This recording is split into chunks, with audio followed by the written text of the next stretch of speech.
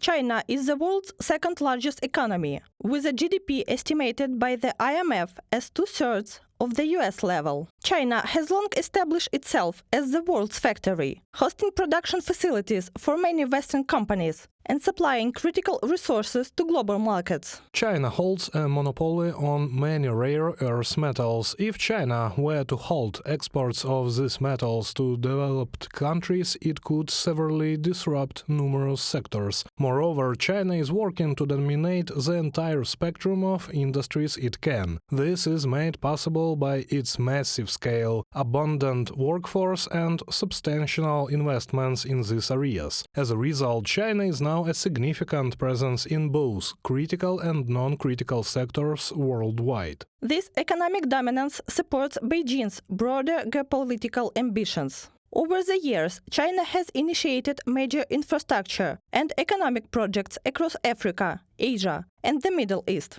securing the loyalty of partner nations. But China's most evident geopolitical focus remains Taiwan, which it considers a part of its territory. However, Beijing has so far avoided open escalation, given Taiwan's strong alliance with the US. Alongside a possible military response, G7 allies would likely threaten sanctions as part of a deterrence package. On sanctions, the worry for Beijing could be the extent to which other major economies will join Washington's efforts. Among US allies and partners, the stance of the European Union would probably be the one that matters most to Beijing. Agathe Demare, Senior Policy Fellow for Geoeconomics at the European Council on Foreign Relations, in an op-ed column for Foreign Policy magazine.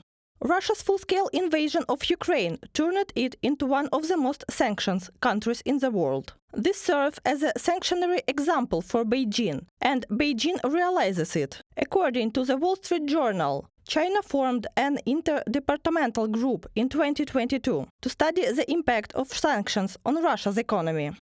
For the Chinese, Russia is really a sandbox on how sanctions work and how to manage them. They know that if there is a Taiwan contingency, the toolkit that will be applied against them will be similar. Alexander Gabuev, director of the Carnegie Russia Eurasia Center, in comments to the Wall Street Journal.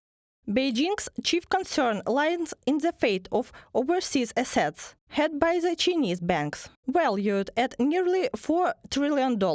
In response, China is exploring diversification of currency reserves, de-dollarization, and bolstering its financial infrastructure. China is not Russia. Russia is a deindustrialized state dependent on oil and gas exports. China, by contrast, has advanced programs and operates in many regions. It has long moved away from an export-driven model, making it a much harder target for sanctions.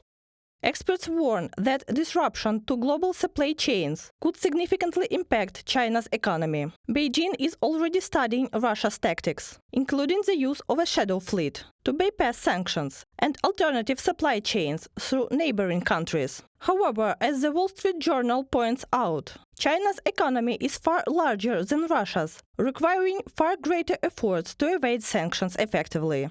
Reported by Baston Katerina Andriy Dmitrenko, UATV News.